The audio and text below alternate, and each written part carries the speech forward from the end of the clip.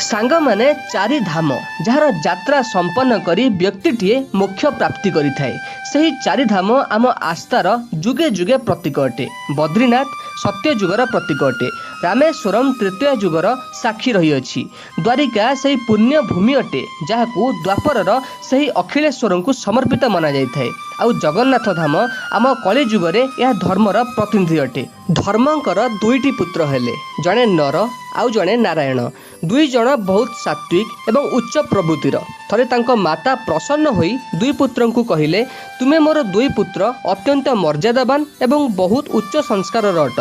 मोर इच्छा कि मातृत्वर अतिरिक्त मध्य मु तुम माननकु किछि वरदान देबाकू चाहूँची। किंतु दुई जण पुत्र गोटिए वरदान मागिले।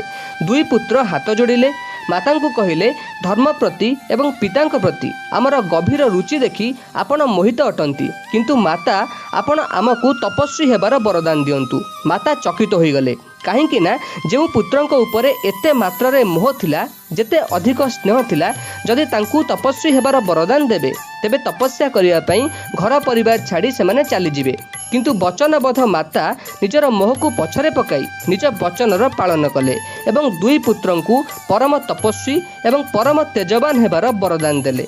निज मातांक ठारू इच्छा मुताबक वरदान प्राप्त करिवा परे नर एवं नारायण घर परिवार मोह को छाड़ी निज संकल्प को हिमालय परी उच्चता देवा पई पर्वतर सही प्रदेश रे पहुंचीथिले, जेउठी सेमाने कठिन तपस्या आरंभ करदेले। बद्रीनाथ सही पवित्र भूमि अटे जेउठी धर्मर सही यशस्वी पुत्र सहस्र वर्ष पर्यंत घोर तपस्या करथिले। जो पर्वत उपरे नर तपस्या करथिले ताहाको इतिहासर शिलालेख उपरे नर पर्वत नाम अंकित हैला। आउ जो पर्वत उपरे नारायण तपस्या करथिले ताहाकू आज मध्य आमे नारायण पर्वत कही प्रणाम करिथाउ। सांग माने आसंतु जानिबा द्वितीय धाम विषय रे। ताहा हेउची तृतीय जुगर प्रतीक, भगवान को पूर्ण लीलार साक्षी से रामेश्वर तट, जेउठी अनाचरर विरुद्ध एक तपस्वीर युद्धर एपरी उद्घोष होइतिला, जहाकू विश्व आज मध्य से आतताईर खिलाफ भगवान को से भूमि को दशहरा एवं दीपावली रूप में मनाउची। निज समयर सबुठारु अधिक पराक्रमी, बुद्धिमान, तेजस्वी एवं वंश परंपरार समस्त गुणर सह अभिषिक्त होइतिबा अपराधी रावणर बद्ध करिवा पई भगवान मर्यादा पुरुषोत्तम श्री राम एही स्थान रे शिवलिंगर स्थापना करथिले। प्रभु श्रीराम को विजयर आशीर्वाद देथिले। भगवान शंकर एही दुनिया रे सत्य पई संघर्ष करुथिबा प्रत्येक संकल्प को सहारा देबार उदाहरण सेबेठारु नै आज पर्यंत दोहराउची। सांग माने आसंतु जानिबा तृतीय धाम विषय रे, जहा हेउची द्वारिका धाम। भूमिर सही पवित्र माटी जेउठी भगवान निजर सहकारी रूप को प्रकट करथिले एवं राजधानी बनाइथिले। भगवान श्रीकृष्णଙ୍କ आदेश क्रमे महान महारथी वास्तुशिल्पी विश्वकर्मा द्वारिका को बनाइथिले। आउ एही द्वारिकापुरी रे निज शासन समय रे माखन चोर द्वारिकाधीश नाम रे ख्यात हेले। सांग माने एबे जानिबा चतुर्थ धाम विषय रे। ताहा हेउची आम पुरीर जगन्नाथ धाम। यहाकू नहीं मध्य बड़ रोचक कथा रही। गोटे थर इंद्रद्युम्न नामक जड़े राजा को भगवान श्रीकृष्ण स्वप्नादेश कले। राजा इंद्रद्युम्न को दारु ब्रह्मर संधान मिलिला, किंतु एही दारुरु विग्रह निर्माण करी मंदिर रे स्थापना करने को केही मध्य योग्य कारीगर मिलिले नहीं। राजा इंद्रद्युम्न चिंतित थिबा समय रे जड़े वृद्ध व्यक्ति एही दारुरु विग्रह निर्माण करिवार दाबी कले, किंतु तांकर किछि शर्त थिला। तांको विग्रह निर्माण पई 21 दिनर समय दरकार, किंतु से 21 दिन जाए ना सही विग्रह निर्माण करा जाउतिबा गृहर कबाड़ खोला जिवो ना एहाकू केही देखिबे।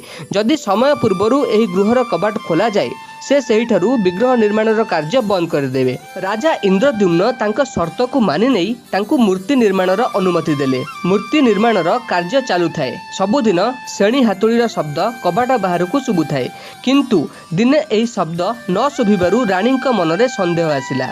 से राजा को अनुरोध करथिले से गृहर कबाट खोलिबा पई। जेतेबेले से मूर्ति निर्माण गृहर कबाट खोला गला, से वृद्ध कारीगर सेठारे नथिले। दारु विग्रह अधा गढ़ा होई रहिथिले। सेतेबेले राजा इंद्रद्युम्न सबु बुझी जाइथिले। सेही वृद्ध कारीगर आउ केही नथिले, से थिले स्वयं विश्वकर्मा। ସେହି ଅଧା ଗଢ଼ା ଦାରୁବ୍ରହ୍ମଙ୍କୁ ମନ୍ଦିରରେ ପ୍ରତିଷ୍ଠା କରାଇଥିଲେ ରାଜା ଇନ୍ଦ୍ରଦ୍ୟୁମ୍ନ। ସେବେଠାରୁ ଭଗବାନ ଶ୍ରୀ ଜଗନ୍ନାଥ ନିଜ ବଡ଼ ଭାଇ ବଳଭଦ୍ର ଏବଂ ନିଜ ଭଉଣୀ ସୁଭଦ୍ରାଙ୍କ ସହିତ ସେଠାରେ ବିରାଜମାନ ଅଛନ୍ତି ଏବଂ ଲକ୍ଷ ଲକ୍ଷ ଲୋକ ସେଠାକୁ ଆସି ଭଗବାନଙ୍କ ଆଶୀର୍ବାଦ ନେଇଥାନ୍ତି। ସାଙ୍ଗମାନେ, ଭାରତୀୟ ସଂସ୍କୃତିରେ ଆସ୍ଥାର ଏହି ପୂଜ୍ୟ ଚାରୋଟି କେନ୍ଦ୍ରର କଥା ଆମକୁ ବହୁତ କିଛି ଶିକ୍ଷା ଦେଇଥାଏ। ଯେପରି ପ୍ରଥମ କଥା ବଦ୍ରିନାଥ ନର ଏବଂ ନାରାୟଣ ସମ୍ମିଳିତ ପୁରୁଷାର୍ଥଙ୍କ ବିଷୟରେ ଜଣାଇଥାଏ। ଧର୍ମର କୀର୍ତ୍ତି କେବଳ ନାରାୟଣଙ୍କ ସାହାରାରେ ସମ୍ଭବ ନୁହେଁ। ଯେଉଁ ପର୍ଯ୍ୟନ୍ତ ନର ଉଦ୍ୟମ କରିବ ନାହିଁ, ନାରାୟଣ ମଧ୍ୟ କୃପା କରିବେ ନାହିଁ। ଏହି ସୃଷ୍ଟିର ସମସ୍ତ ଶୁଭ ସଂକଳ୍ପ ନାରାୟଣ ଏବଂ ନରଙ୍କ ସଂଯୁକ୍ତ ପ୍ରୟାସରେ ହିଁ ସମ୍ଭବ ହୋଇଥାଏ। ସାଙ୍ଗମାନେ, ଚାରି ଧାମକୁ ନେଇ ଆଜିର ଏହି ଭିଡ଼ିଓ ଆପଣମାନଙ୍କୁ ଭଲ ଲାଗିଥିବ ବୋଲି ଆଶା କରେ। ଭିଡ଼ିଓଟି ଭଲ ଲାଗିଥିଲେ ଭିଡ଼ିଓକୁ ଲାଇକ୍ କରି ଚ୍ୟାନେଲକୁ ସବସ୍କ୍ରାଇବ୍ କରିବାକୁ ଭୁଲିବେନି। ଆଜି ପାଇଁ ଏତିକି ସାଙ୍ଗମାନେ, ରହୁଛି। ନମସ୍କାର, ଜୟ ଜଗନ୍ନାଥ।